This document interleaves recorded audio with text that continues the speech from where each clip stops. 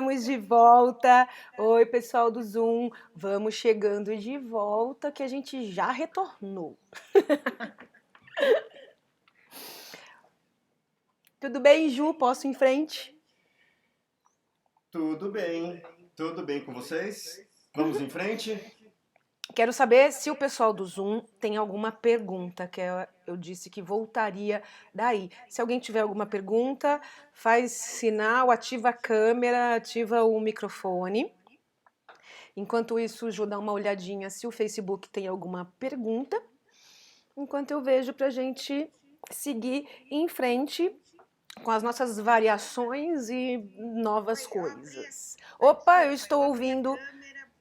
Só um segundo, Rosana. Você está ouvindo a Rosana aí?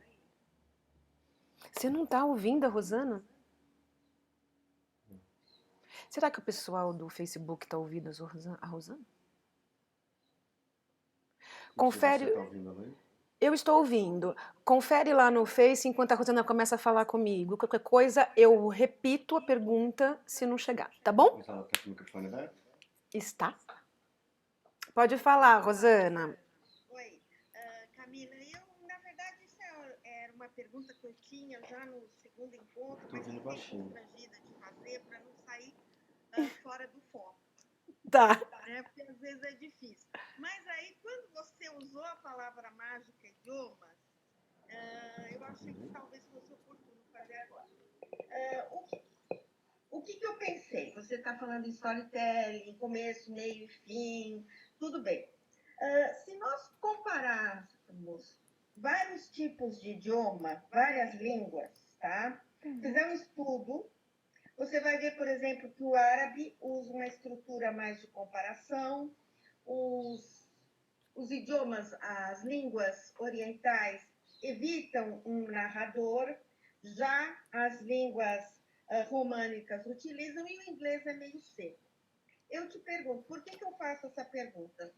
Porque, por exemplo, quando você lê algo muito diferente da sua cultura, ou, por exemplo, agora no Netflix, que aparece um filme turco, polonês, o jeito da história, às vezes parece que você fica meio órfão. Eu assisti um filme faz um tempo, não vou lembrar o nome,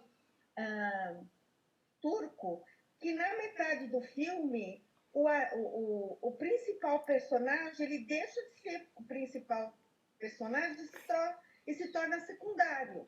Isso funciona como, não sei se seria diferente a maneira do storytelling para diferentes culturas ou segue sempre esse mesmo padrão?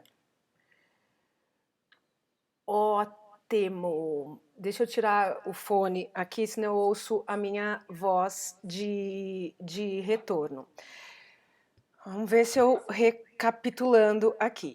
No exemplo de um filme, de qualquer coisa vinda de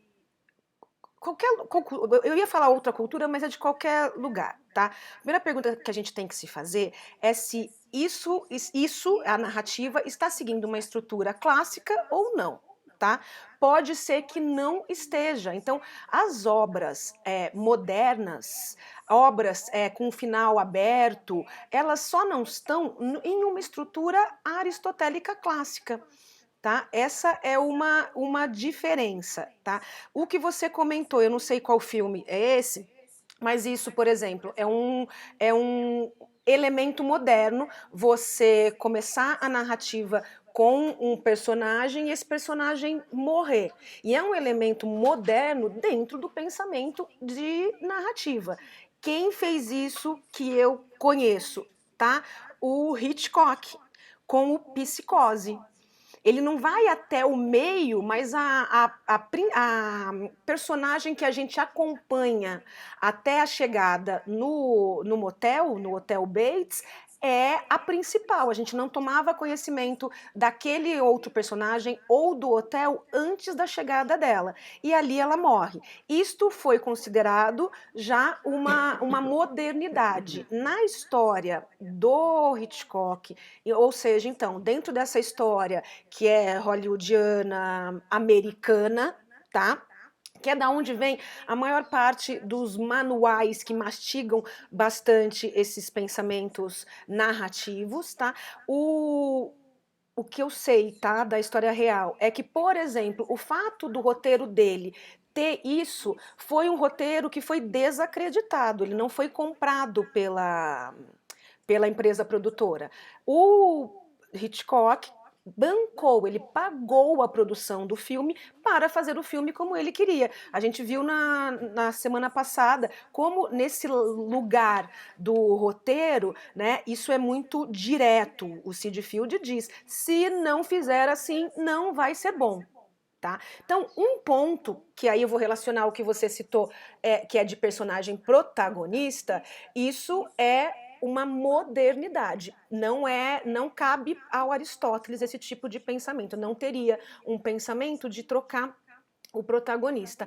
Entretanto, esta escolha não exclui você ter uma estrutura aristotélica e seguir os mesmos percentuais. Eu nunca desmontei, né? Ou seja, eu nunca fiz a minutagem do Psicose e calculei para ver como ele estava trabalhando apesar disso, tá? Mas eu imagino que ele esteja muito próximo no todo dos 25%. Não vou nem falar de Orelhada, porque faz bastante tempo que eu não vejo o filme. Gosto muito dele exatamente por ser um exemplo disso, um exemplo que para o storytelling não vai se considerar você começar, não vai, mentira, eu não vou usar essa frase. Para o storytelling, pensando na tradição e no que é clássico, você vai começar com o seu protagonista e ele não vai morrer até o fim. Porque se o protagonista é quem a gente está usando para acompanhar a história, pelos olhos de quem a gente vê a história, é quem a gente acompanha, esta pessoa não pode morrer, porque ela não seria capaz de nos contar. Mas isso é um parâmetro. Por exemplo, eu vou fazer um parênteses, eu vou falar muito pouco, porque dá muito pano para manga. O Walter Benjamin, que é um dos principais estudos de narrador, vai dizer que a gente parte do princípio para contar uma história que o narrador ou viveu aquela história ou ele ouviu de alguém. Se a história aconteceu com alguém que morreu no meio, como é que eu sei? É um pensamento, tá? Aí vão ter outros pensamentos que vão vir depois. Aquele pensamento de existe um olhar Deus ex machina, existe um ponto de observação que vai além desses pontos de vista, mas tudo isso é mais moderno, são variações sobre esses temas. É como a gente pensar a questão de cena e ponto de vista. A gente pode ter variações, a gente pode ter um ponto de vista ou múltiplos pontos de vista. Não tem opção. Um, dois, três é múltiplos. Sabe? São variações em cima desse tema. Então, cada caso é um caso. Precisam, sim, ser resguardadas e consideradas no pensamento do storytelling as questões, eu vou chamar de regionais, como as expressões idiomáticas, né? Que é a forma de cada grupo, de cada nação, de cada grupo contar a sua história. Isso vai ser relativo a qualquer grupo. Quando a gente fala em estrutura aristotélica, a gente está falando de alguma coisa que vai ser capaz de se comunicar com o maior número de pessoas. Então, dentro disso, eu não posso te responder como é que vai pensar um storyteller árabe, não conheço nenhum, tá? Mas eu vou te falar como é um pensamento básico para isso. O que mudou que tá dando um eco? Um eco? Você tirou o outro microfone, já tava sem? Já estava sem. Bom, segue em frente. Sigo em frente. Sigo em frente. Peraí, que eu ia falar uma coisa. Deixa eu retomar aqui. Então, tem essa questão do... Tá, vou tentar retomar, porque eu posso ter esquecido alguma coisa na pergunta, mas é muito bacana essa pergunta, tá? Então, assim, consideradas as diferenças de cada povo, né, existe uma ligação estrutural entre todos nós seres humanos. É esta ligação de ser humano com ser humano que a estrutura macro aristotélica vai apontar diretamente. Tá? Então, eu não vou saber te dizer se dentro do pensamento do storytelling árabe tem algum tipo de estrutura que a gente não conhece. Mas eu posso te dizer que os estruturalistas, o pensamento quanto à estrutura macro-narrativa veio a ser desenvolvida a partir da Rússia. O PROP, que é considerado um, né, dos parâmetros, ele é um russo. Então, ele vai, claro, observar os que ele chama de contos maravilhosos, né? Como russo, ele vai observar os contos tradicionais ocidentais, que são contos tradicionais europeus para nós. Então, eu vou te falar uma diferença que existe aí, saindo um pouquinho do nosso assunto, mas, por exemplo, que pode te ajudar a formatar essa resposta. No pensamento do Prop, ele então conta pra gente uma dinâmica que existe nos contos maravilhosos, que é uma ordem em que as coisas acontecem. E ele vai nos dizer que, guardadas as diferenças de um conto para outro, todo conto vai ter essas coisas. Um conto pode suprimir, o outro pode mostrar mais, e elas vão acontecer nesta ordem. Isso quer dizer que sempre que a gente vê algum conto que obedeça a esta ordem que o próprio falou, tendo ou não suprimido um pedaço, a gente pode considerar um conto maravilhoso, ou seja, um conto tradicional europeu. Dentro deste pensamento, que é o que conecta o Prop ao Campbell, e para quem não conhece o Campbell, Vogler, tá? Que os conecta é esta jornada do herói, que é um componente que existe dentro dos contos maravilhosos também, de uma forma diferente.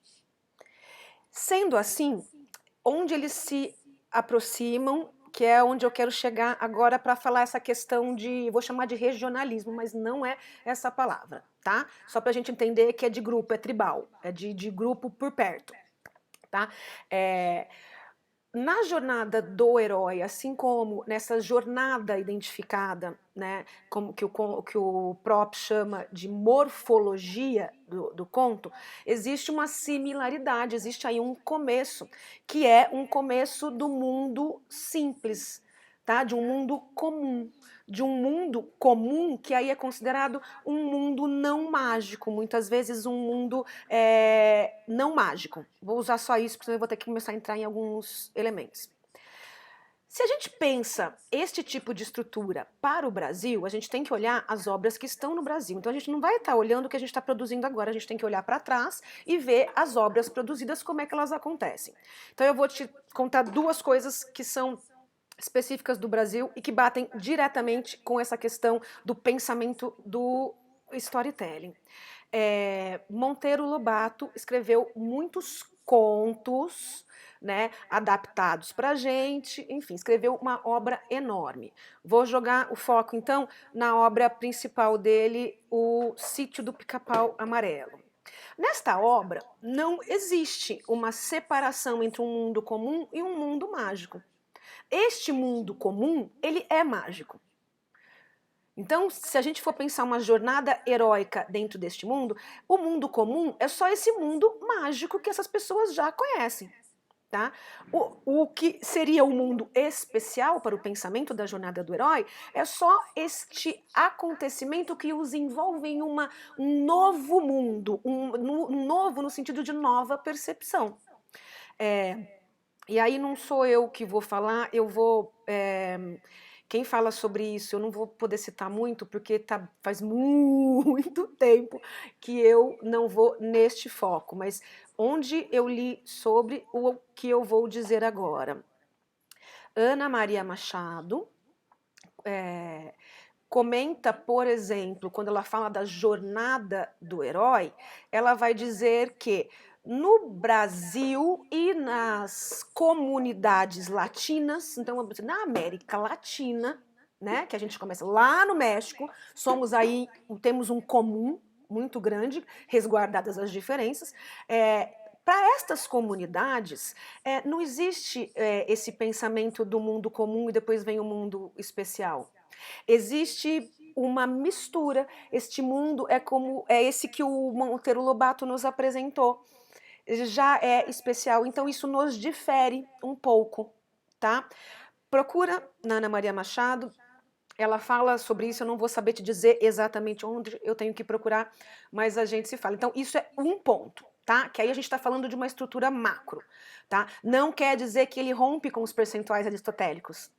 Só quer dizer que é um pouquinho diferente um ao outro elemento, sem romper com outros. Vou contar então um que rompe. Tá, agora eu tô com o Monteiro Lobato na cabeça. Machado de Assis. O Memórias Póstumas. É do Machado de Assis, né, gente? Não vamos fazer. É isso. Memórias Póstumas. Isso também eu não vou fazer, eu vou falar como uma fofoca, tá? Porque não fui estudar especificamente isso e os relatos. Mas contam os especialistas de Machado de Assis que existia uma rusga entre ele e o Eça de Queiroz. Espero que seja realmente o Eça, gente. Eu tenho problemas com nomes. Se não for, eu arrumo, tá? Eu conto. Eles tinham ali uma rusga. O Eça, com um jeito mais storyteller, obedecendo às regras e dizendo, assim como o Sid Field, tem que fazer desse jeito, se fizer diferente, não vai dar certo. E tem aí um monte de obra contemporânea, nossa, um monte de obra moderna que fez diferente e deu certo. Dar certo ou não dar certo depende muito de época. Então, obra artística é assim, algumas elas vão pegar influências do que veio, vão trabalhar isso, vão melhorar, outros vão só trabalhar e outros vão modificar o esquema, tá? Essa falava, tem que ser feito, logo é impossível você ter um narrador que você começa e o personagem principal vai morrer, esse narrador vai morrer. Não pode ter um narrador que termina morto a história. Isso não pode acontecer. Vem então o Machado de Assis e diz: não pode, vamos ver então. Na minha fantasia foi algo assim, mas o importante é que ele cria uma obra em que o narrador dele já está morto, ele começa dizendo que ele está morto e que ele é um narrador confiável exatamente por estar morto. É o contrário do conceito. Então ele quebra, ele inverte. Em vez dele pensar, a regra me diz que um narrador que termina a história morto, ou que já morreu, ou que está envolvido nessa história e não sabe direito, não pode. Não dá uma boa história. Não é bom para o storytelling. Só que não. Só que ele começa com um narrador. Entretanto, todo o resto, estrutura macro, estrutura micro, ele é encadeado, lógica de ação e reação, estrutura aristotélica, é tudo feito, eu vou dizer para o storytelling, como manda o figurino. Então, assim, fazendo um panorama do que é isso, tá, Rosana? Então, esse lugar, né, que a gente pensa as histórias e pensa técnicas, eu vou usar a palavra técnica, né? Pensa técnicas, né? Então pensa parâmetros que possam te ajudar a analisar, pensa parâmetros que possam te ajudar a retirar ruídos, a melhorar a sua qualidade de comunicação, né? Então é uma técnica, assim como tem um microfone que é melhor, que vai retirar o ruído. Tecnicamente a gente tenta resolver os problemas que são ruídos para a comunicação, ou seja, tudo o que interfere nesta embalagem que vai levar a minha ideia, tudo que vai dizer alguma coisa que está relacionada a essa minha ideia é importante. Então, o storytelling, mais do que pensar, eu tenho que seguir ou eu não vou seguir, ele vai te perguntar qual é a sua história, o que é importante, na sua história macro. Eu falei para vocês, por exemplo, na Chapeuzinho, lá atrás, posso mudar um pouquinho a história da Chapeuzinho? Pode, sem perder os pontos que vão fazer com que esta história seja esta história. Então você vai, como um storyteller moderno, você vai se fazer essa pergunta, você vai ver qual é o seu macro, que história você está contando, por isso que é um processo, que foi de onde eu parti essa questão de juntar a palavra com estrutura, com composição. É um processo de pensar a forma que eu vou embalar. É como se eu fosse colocar este conteúdo de presente. E esse pensamento, essa imagem do presente, essa imagem de algo que a gente esconde por um ponto, mas enfeita por outro, a forma com que está enfeitado diz a que veio. A gente consegue levantar considerações sobre um presente pela embalagem, não só pela forma, né? Pela embalagem, pela cor. A gente consegue definir data, o que poderia ser, né? É uma brincadeira de um amigo secreto tentar adivinhar o que é aquilo a partir da forma que está embalada. A história é uma coisa, ou seja, são alguns elementos que é personagem, o tempo, o espaço, o que a gente já falou, são essas coisinhas que vêm aqui embaladinhas numa forma. Um primeiro jeito de pensar a forma é pelo macro, como é que eu vou mostrar mais ou menos, é grande, é pequeno, que caixa que eu preciso, eu quero que a pessoa veja por um buraquinho primeiro, depois não, como é que vai ser esse desembrulhar, e depois vem o micro, como é que vai estar cada pedacinho desse, cada pedacinho é por onde eu vou conduzir a puxar a fita, por onde eu vou conduzir a entrar no presente, a entrar na história. Né? Eu vou colocar um puxa aqui, porque é super importante, quando puxar a coisa vai sair um ramalhete. Depende da estrutura, depende da caixa ou da embalagem que você colocar para o seu presente, para a sua história. Isso vai determinar a ação de quem está recebendo. É por aí, tá? É muito assunto. Ai, eu consegui ver, ela respondeu com joinha. Ai, gente, é só a sexta aula, a gente tá só começando. Vou em frente. Alguém quer falar mais alguma coisa? Eu respondi bastante, bastantão. Era mais ou menos o que eu tinha imaginado que deveria ser uma outra estrutura, né? Que acho que a gente vê em outra oportunidade. Vale a gente observar, entendeu? Pegar teóricos que observaram coisas assim. Nessa parte de teses, artigos, mestrados, a gente vai encontrar muitas obras analisadas. Tá? E muitas delas vão pela narratologia, vão pela semiótica. Então, a gente pega as obras e vai observando. Se você tem obras que você quer observar, faz a minutagem, observa, fala, tá, então seria tal coisa, isso parece tal coisa, e observa como tá. Porque é uma coisa que, embora exista esse paradigma, né, existam estruturas, e principalmente a macro-aristotélica, que é a de mais forte identificação, embora elas existam, elas estão aí para funcionarem a nosso favor. E, em geral, né, eu respondi pouquinho, que eu te respondi hoje super cedo, mas você percebeu, né? Em geral, a gente cria dentro desse paradigma que é a estrutura aristotélica. Ok? Vamos em frente.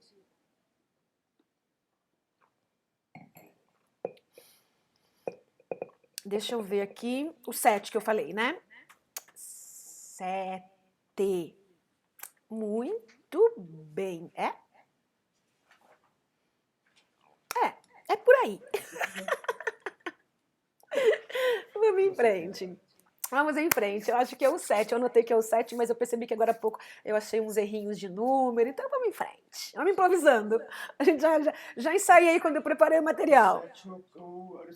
É isso mesmo, é isso mesmo. É por aqui que estamos. Eu vou dele para repassar. Como não ficou gravado na semana passada, algumas pessoas não viram, então eu vou repassar umas imagenzinhas só para a gente retomar a macro-aristotélica e o paradigma do Sid Field, tá?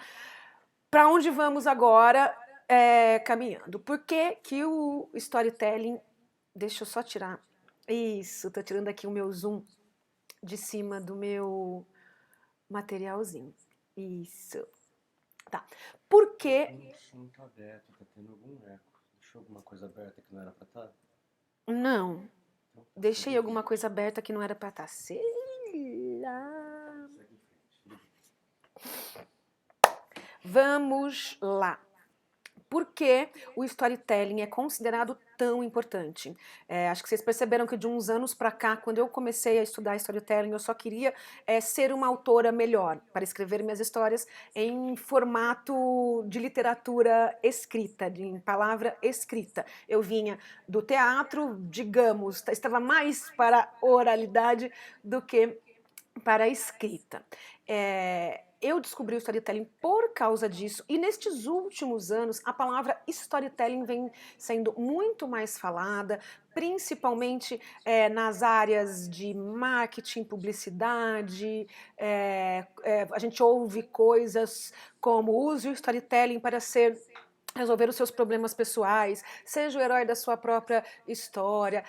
Se você quer engajar, que as pessoas cliquem ou arrastem para cima no Instagram, se você quer engajar a sua audiência, use storytelling. E aí a gente ouve coisas como faz 3 stories na sequência. Não, isso não é storytelling. Fazer 3 stories na sequência é como a gente começar a gravar um vídeo com 3 momentos qualquer. O fato de estarem na sequência ajuda muito ao entendimento, uma coisa vem depois da outra. Mas se não for pensado como uma estrutura para levar uma mensagem e engajar, não vai adiantar. Onde eu parei ali falando da palavra, porque que eu estava voltando, né? Porque que a gente estava retomando. Lá atrás eu sei que eu já falei, tá tudo certo. Lá atrás eu sei que eu já falei que uma das coisas do storytelling que era importante era engajar, tá? Isto é para todos nós que conversamos com alguém, porque eu vou te dizer, se você está conversando com alguém, a pessoa pegou o celular e foi responder uma mensagem, é que você não está engajando essa pessoa. Tá? A escuta interna dela não está contigo. O storytelling vai engajar quando ele conseguir pegar o engajamento do leitor, o engajamento daquele cérebro, tá? Que você está mandando a sua imagem. Eu já sei o que está dando eco. É o meu fone que está perto do microfone. Vou em frente. Estava dizendo por que o storytelling é tão importante. O storytelling é uma ferramenta muito poderosa. E essa ferramenta, ela pode ser usada para compartilhar conhecimento, e ela é usada para isso há muitos séculos. Ela é explorada há muito tempo. Antes de qualquer mídia social, o storytelling ele já contribuía para a nossa interação interpessoal. Falei, a gente conversa entre a gente, não tem como se comunicar sem a gente contar alguma coisa com começo, meio e fim. Então, o storytelling, a narrativa, ela é poderosa porque ela não só leva um conteúdo, como ela é capaz de imprimir esse conteúdo, ou seja, né, de se comunicar, de ser lembrada, e ela tem um poder que é de conectar as pessoas. Quando a gente usa uma narrativa, a gente se aproxima da pessoa com quem a gente está conversando. Vou usar agora o conversar. Quando a gente usa uma narrativa, a gente consegue uma interação interpessoal muito mais rápida, a gente consegue uma conexão muito mais rápida. Sendo assim, a gente consegue uma identificação muito mais rápida. Assim, a gente abre as portas para engajar. Só que para tanto é necessário ter uma comunicação lógica. As coisas acontecem uma depois da outra para o entendimento. Não estou falando de montar uma estrutura macro em que a cena final é a cena 1, sabe, a Chapeuzinho saindo da barriga do lobo é a cena 1, a cena 2 a mãe fala para ela não conversar com estranhos. Na cena 3, o lobo tá engolindo a Chapeuzinho e a avó. Na cena 4, a Chapeuzinho está chegando para se encontrar com o lobo. Uma coisa, então, é a ordem, as coisas se comunicarem, ter ação e reação, ter uma lógica de informação. E outra coisa é elas estarem conectadas em antes e depois, em tempo. final do campeonato. Final do campeonato, muito bem. As pessoas aqui com a gente estudando storytelling. Não é? Que Apesar de ter coisa. jogo do Corinthians, estamos aqui aprendendo como escrever histórias. Muito bem, agora vocês ficaram sabendo um pouquinho mais desse universo caju, né? É que tem uma parte que gosta muito de futebol. Como em todo lar brasileiro, talvez. Não, não vamos ser... vamos ser exagerados. Vamos lá.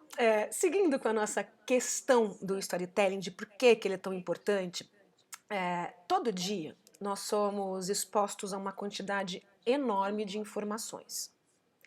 As mídias sociais, toda a parte de conectividade e de interação fez com que a gente fosse exposto mais e mais e mais a muitas informações. E como é que o cérebro responde a isso? Quando a gente tem um excesso de conteúdo, o cérebro toma uma atitude. Ele seleciona o que é mais relevante, o que é mais importante para ser armazenado para o futuro. Ou seja, em tudo o que está acontecendo, o nosso cérebro está se perguntando: isso é importante? Acho que não. Ah, isso é importante? Acho que sim. Isso não é importante? Acho que não. Isso é importante? Acho que sim. Isso acontece o tempo todo, tá? Aquela escuta interna, quem fala é o nosso cérebro, tá? Que está ali o tempo todo agitado quanto aos conteúdos que ou contornam, ou levam, ou atravessam. Tá? Sendo assim, o cérebro fica lá. Isso eu quero, isso eu não quero. Isso é importante, isso não é importante. Tá. Para nós que queremos obter o máximo do nosso cérebro, né? Ou para nós que queremos obter o máximo do cérebro do outro, estamos falando em storytelling, estamos falando em compor a forma que vai chegar ao presente. O outro é muito importante. Então, se eu quero que o cérebro do outro se comporte, ou seja, lembre da minha história, saiu. Se eu quero que o cérebro do outro se comporte bem, porque é isso que eu quero com o storytelling, quero que esse cérebro se comporte bem, que esse cérebro se conecte a cada palavrinha que eu estou falando e que este cérebro, na hora que eu estou mandando, se emocione. E na hora que eu estou mandando, eu storyteller, eu quero que ele engaje. Pode ser virar a página, pode ser comprar um refrigerante. Se eu quero o domínio do cérebro de outra pessoa, a ponto de levar conteúdos completos, a ponto de levar uma conexão rápida e imediata, eu preciso das histórias. Por que storytelling é importante? Porque é um viés de pensamento que vai se dedicar a compor uma história de um jeito dedicado àquele leitor, àquele público, dedicado àquele cérebro grupo, tá? Aquele cérebro nação, aquele cérebro grupo de crianças, porque eu estou fazendo uma contação de histórias, aquele cérebro grupo de participantes do curso de storytelling. Então, se eu quero ativar aquele cérebro, se eu quero que aquele cérebro me dê ali uma marca dizendo que isto é importante, que isto merece ser guardado, o fato de usar uma história me coloca na frente de todas as corridas. Me coloca em privilégio à frente de qualquer outro conteúdo. Uma história, um conto, uma narrativa, ela trata do quê? Ela trata de informações. É um sistema de informações que estão ali funcionando integradas organicamente numa morfologia própria, como qualquer corpinho de nós mesmos, de cada um de nós. Este corpo, que é a narrativa, ele é inteiro, ele tem um macro, que tem os percentuais, ele tem seus micros.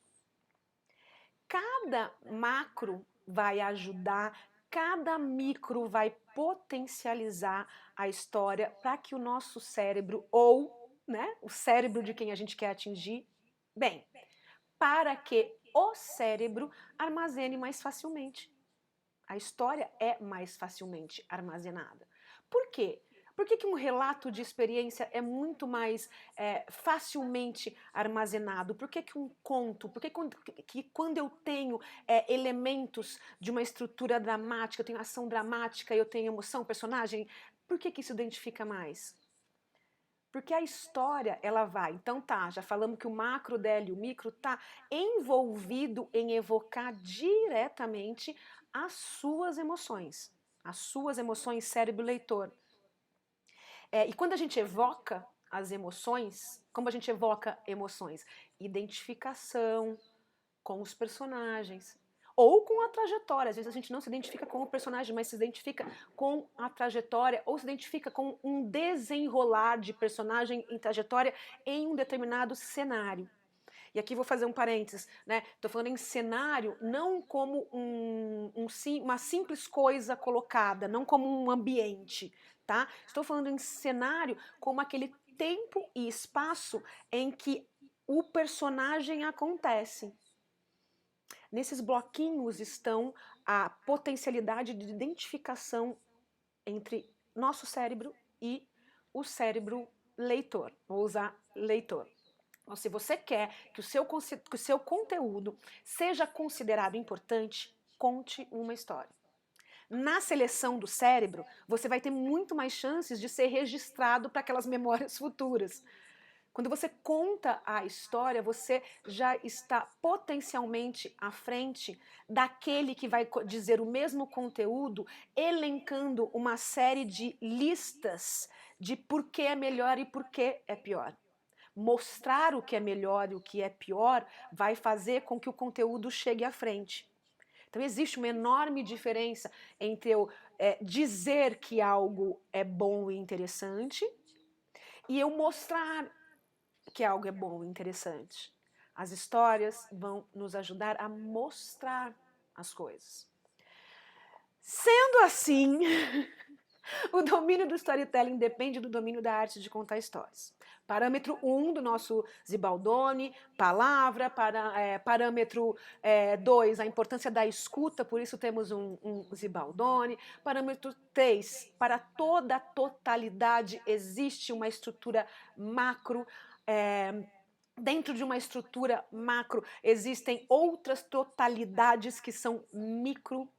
Se a gente está falando de storytelling, se a gente está falando do poder da palavra, se a gente está falando de contar histórias, se a gente está falando de narrativa, a gente está falando diretamente de se conectar com o cérebro e armazenar conteúdo. A gente chama isso de história. Eu lembro daquela história.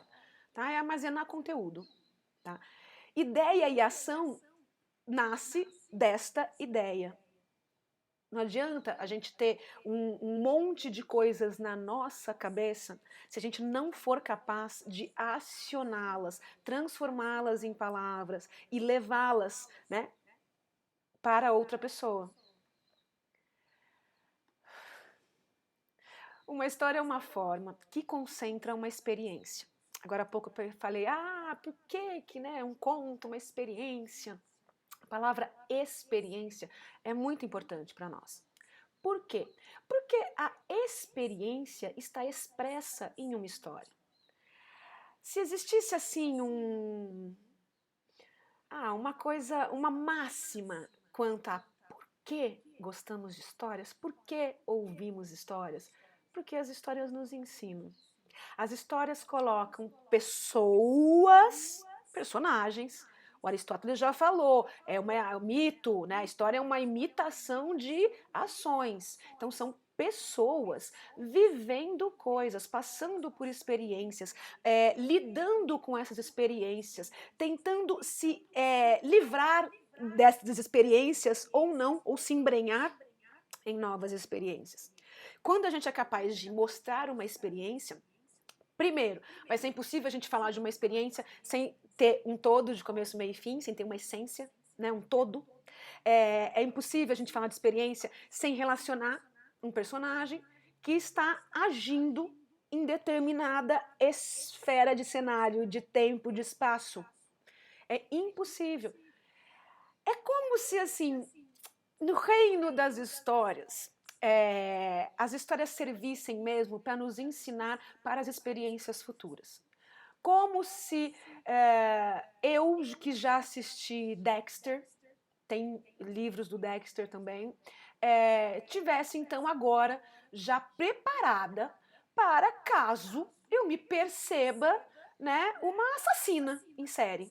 Se eu sou assassina em série, vou fazer igual o Dexter. Porque assim, se é pra ser assassino em série, é melhor você matar só quem merece ser morto, é melhor você limpar direitinho o sangue, porque, puxa, eu tenho a maior coisa tecnológica para descobrir borrifo de sangue. Então, se eu colocar um plástico em tudo, matar em cima, eu enrolo no plástico e... tem que botar um peso nesse corpo, né? Porque depois que morreu, o corpo vai acabar subindo, né? Se eu jogar na água. Então, eu quero que ele não boie, eu quero que ele afunde. Tô inventando aqui, tô brincando aqui. Mas é só para dizer que a gente vive e se conecta e faz as coisas no nosso dia a dia a partir de experiências, ou das nossas, ou contando as nossas, ou recebendo a dos outros, e aí se encontram as histórias, e aí se encontram o poder das narrativas, o poder das histórias, nestas experiências que evocam emoções, que possibilitam a identificação com os personagens, com a trajetória, com o cenário. Enfim, o autor-compositor vai se pegar o tempo todo se questionando quanto à sua narrativa e a dos outros. Eu acho que nem todos são autores que se preocupam o que devem, não tem deve, não deve. Alguns são autores compositores, podem ser considerados storytellers, né? E outros são exímios contadores de histórias. Eles contam muito bem, escrevem, isso sai de uma perfeição, só que eles não têm domínio da manipulação daquilo. Tudo bem. Pra gente, já que a gente está falando hoje em futebol, né, pra gente não interessa, né, se o nosso grande goleador foi treinado no mínimos detalhes desde criança, ou se ele nasceu daquele jeito, não fez nada, caiu ali e é o melhor. Tá? A gente não está falando aqui em ser melhor, em ser publicado, em ser aquilo que possa ser considerado, isto é bom, isto é ruim. Não, a gente está falando em ser melhor na habilidade de contar histórias e melhor do que a gente mesmo. Então, eu posso ser uma autora, compositora, eu posso me aperfeiçoar e chegar no meu máximo da Camila. Não quer dizer que o máximo da Camila vai ser melhor ou pior que o máximo do Júnior. Não quer dizer nada disso. E eu acho, para nós, para mim e para o nosso curso, o que a gente está dizendo o importante é ser o melhor de você mesmo. E o que isso vai fazer com o seu material depois, aí é depois e são outras coisas para a gente lidar. Seguindo com o poder da narrativa, um poder de engajamento, um poder de identificação, um poder de evocar emoções a partir de experiências mostradas à frente, né, dramaticamente, aos olhos, né, do leitor, né, aos olhos dessa audiência. Quando a gente fala em estrutura macro-aristotélica, a gente está falando de algo, de um paradigma que vai apontar direto para esse nosso objetivo. Isso quer dizer que, né, juntando com aquela pergunta da Rosana, guardadas as proporções das diferenças que existem entre seres humanos e que a gente consegue saber que a gente, como ser individual, é um ser único quando mora na mesma cidade, na mesma região, no mesmo país, né? A gente vai tendo todos únicos, embora, né, a gente saiba disso, a estrutura macro aristotélica é aquilo que vai se comunicar com um número maior de pessoas. Para saber mais, para estudar mais sobre essa questão de comunicação, desse paradigma, desse tipo de pensamento estrutural, que eu estou só falando da aristotélica, que é a nossa base aqui, né, para o básico, mas a jornada do herói Campbell Vogler também tem dentro de si a aristotélica. O Campbell, então eu vou indicar O Poder do Mito para que vocês entendam entendam melhor o que é essa questão de como funciona esse paradigma, de como funciona e de como o Campbell conseguiu observar em diversos países, diversas regiões, diversos grupos, muita similaridade nessa questão macro. Tá? Então, aproveitem o poder do mito, que não é um assunto que a gente entra neste storytelling, tá bom? Estamos falando em paradigma, estamos falando... passa, então, você já passou, né? Passou a estrutura macro aristotélica, que é a 8, para o pessoal dar uma olhadinha. Então, o que é a macro aristotélica?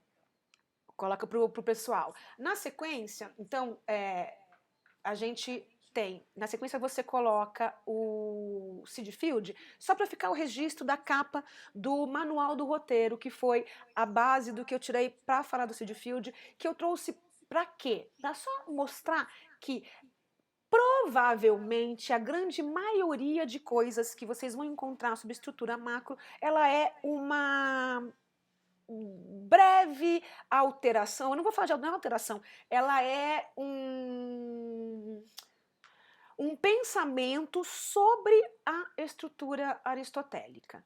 Tá? Então, aproveitem para localizar isso. Por quê? Porque a estrutura macro aristotélica se comunica com mais pessoas e ela é uma simples e eu consigo aprender e reparar em tudo, refletir quanto a tudo com ela. Se eu posso estudar, refletir as outras estruturas pensando nela, eu vou ganhando. Eu vou ganhando porque eu tenho uma base, né? A gente volta ao primeiro caso. Qual é o primeiro caso? Aristotélica. Aí eu vou olhar a obra e falo, tá completamente diferente. O que é isso? Então aí eu vou tentar descobrir se alguém já falou sobre esta estrutura ou alguma outra estrutura.